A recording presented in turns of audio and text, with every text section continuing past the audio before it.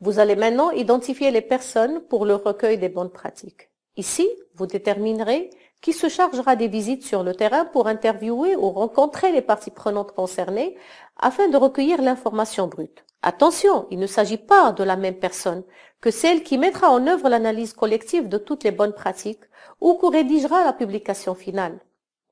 Vous devrez réfléchir aux questions suivantes. Comment les membres de votre groupe multi-acteurs peuvent aider ou contribuer à la collecte d'informations, par exemple en fournissant du personnel ou un soutien logistique? Comment les personnes handicapées seront impliquées, par exemple en recrutant un chercheur handicapé? De quelles ressources disposez-vous? Personnel existant, recrutement d'un stagiaire ou d'un consultant spécialiste ayant une expertise dans le champ de la recherche? Pour rappel, nous vous recommandons de ne pas essayer de récolter trop de bonnes pratiques, 5 à 10 maximum.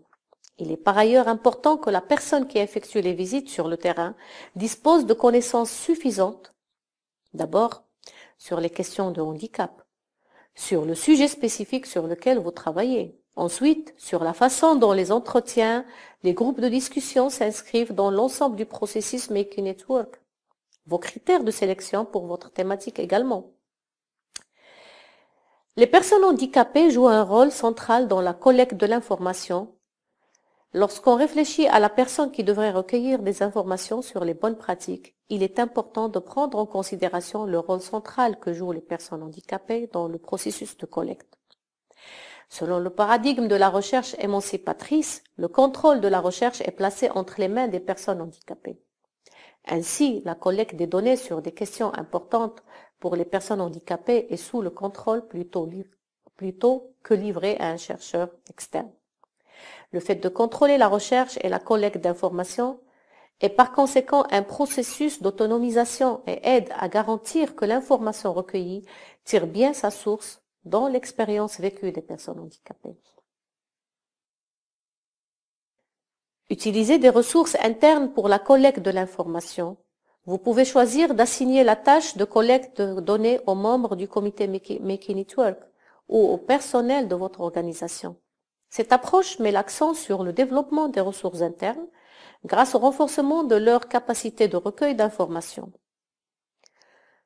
Cependant, cela peut être un problème lorsque les personnes qui collectent des informations sur les bonnes pratiques sont également impliquées dans leur validation. Nous suggérons donc que le comité Making It Work soit très impliqué dans la sélection des personnes qui effectueront la recherche. Faire appel à des ressources externes pour la collecte d'informations. Il est possible d'envisager d'établir des liens avec des universités ou des instituts de recherche pour le processus de collecte d'informations.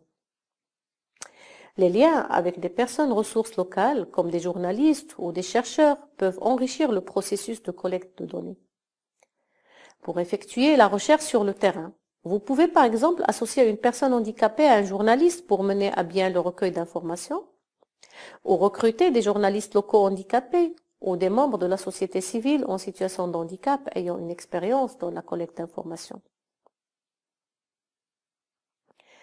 Résultat, vous êtes en mesure de faire un choix éclairé et informé concernant les personnes qui collecteront sur le terrain les informations relatives aux bonnes pratiques.